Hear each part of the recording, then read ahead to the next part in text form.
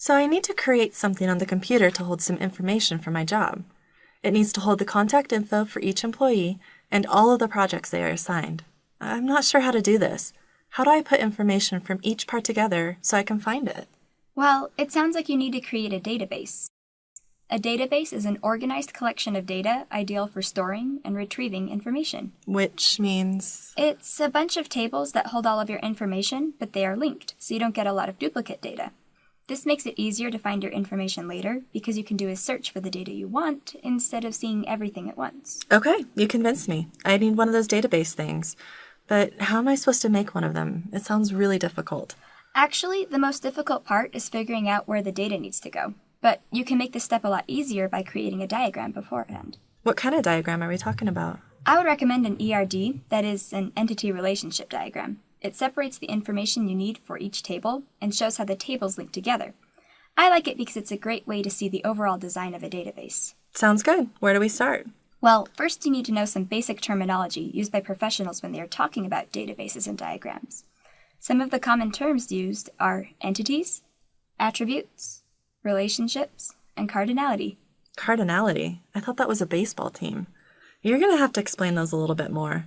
I will, but first let's figure out all of the things I need to teach you. Before we start working on your database for work, I am going to walk you through a similar database for education. I will explain what an ER diagram is, as well as the parts and purpose of it. I will also explain how you can apply business rules in the design of an ER diagram. Then we will go back and apply this new knowledge to your business situation. I guess I should pay attention. To start off, an entity relationship diagram, or ERD, is a graphical representation of the data requirements for a database. Meaning? Meaning that it takes all of the parts of a database and puts them in a box and line form. There are 5 major parts to an ERD: entities, attributes, primary keys, relationships, and cardinality. Yeah, I think you mentioned those. Those parts will be used to create the ERD. Then the diagram acts like blueprints for a building. You simply take the parts of the diagram and turn them into parts of the database. The final diagram should look kind of like this.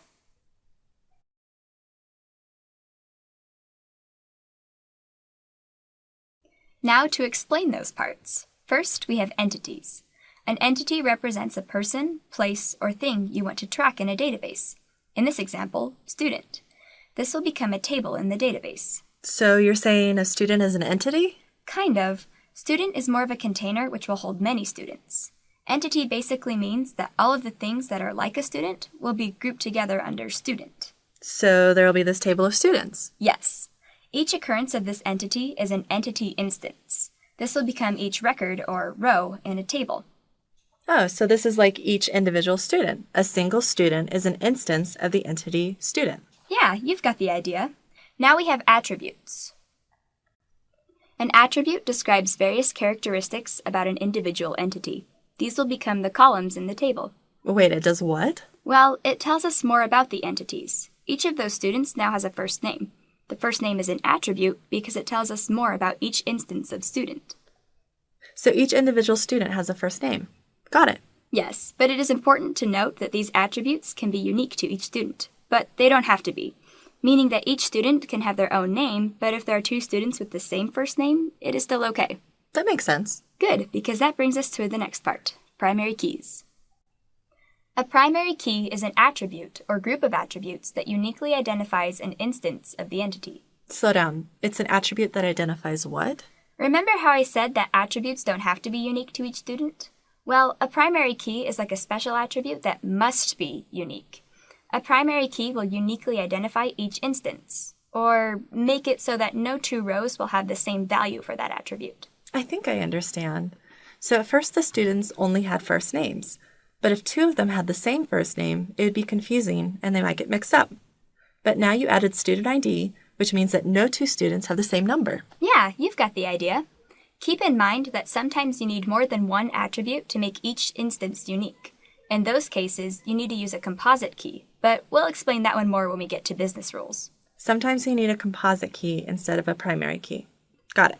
All right, now that each of our students has their own unique student ID, we can start forming relationships. Relationships? Are they going to hold hands? Not that kind of relationship. A relationship describes how one or more entities interact with each other. Usually this is described with a verb. We're going to create a link between the entity student and the entity phone number, so that when we create the database, we can easily find the contact information for each student instead of filtering through rows of numbers. Sounds beneficial. How do we do this exactly? In the diagram we're working with now, we are going to show the association between student and phone number using a verb. A student has a phone number. Seems pretty straightforward. Just draw a line between entities showing they are connected through a relationship. Yes. However, relationships can be between two instances of entities, or maybe a lot of instances, or maybe you don't even need an instance. This complex idea is explained through cardinality. Oh, so we're not going to a sporting event? Sorry to disappoint. Moving on. Cardinality is the count of instances that are allowed or are necessary between entity relationships. Okay, that one is a little hard to grasp. Let me simplify then. Remember how entities will be tables, and an instance of the entity is a row in the table? Cardinality just tells us how many rows we need from one table before we can link it to another table. So let's go back to our student phone number relationship. A student can have 0, 1, or multiple phone numbers, right? But each phone number must belong to a student. Yeah, I can see why you wouldn't want to have a phone number in the database unless it belongs to a student. Exactly. Now, cardinality is broken down into two parts, minimum and maximum. Minimum cardinality represents the minimum number of instances that are required in the relationship, and maximum cardinality represents the maximum number of instances that are allowed.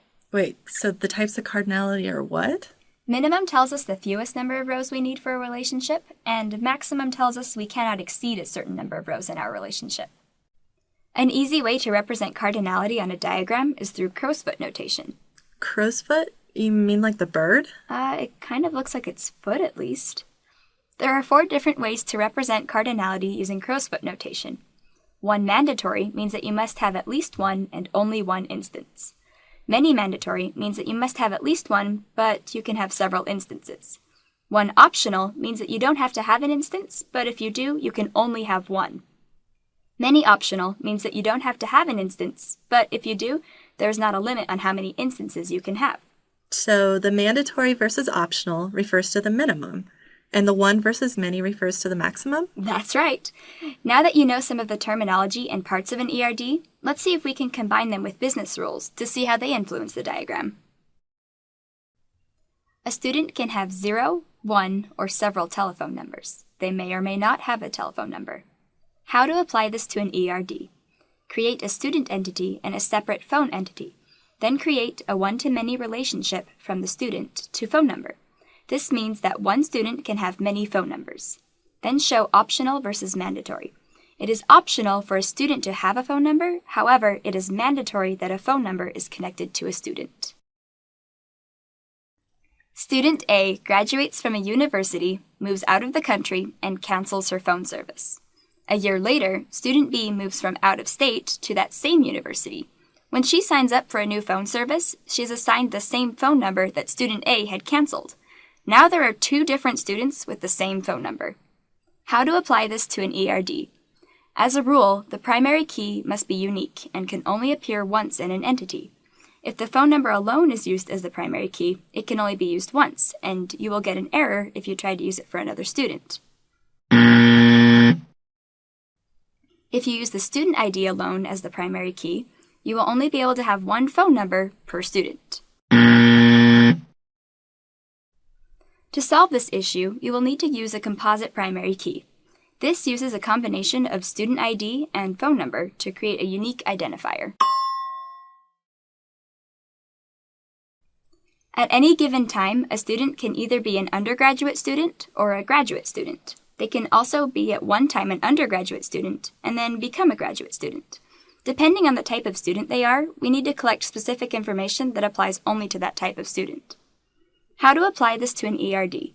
We need to create 3 separate entities: students, undergraduate, and graduate.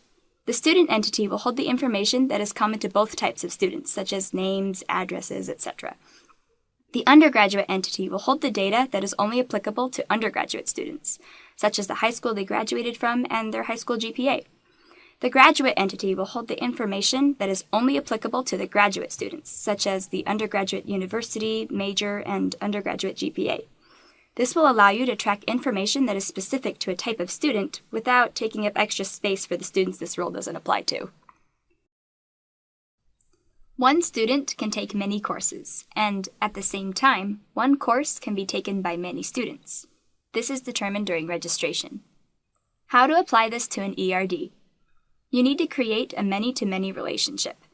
If you were to try and express a many-to-many relationship using only 2 tables, you would get an error message. This is impossible.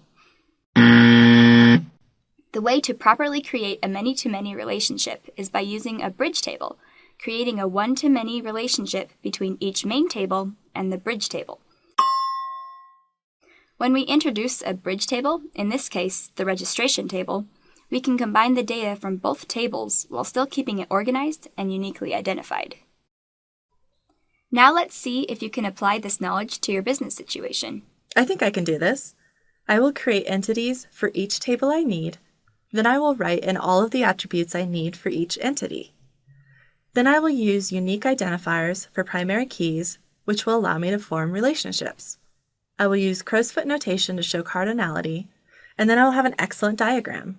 After that, how hard could it be to build a database? Wow, it looks like you've got the right idea. Now let's see how your finished ERD will look.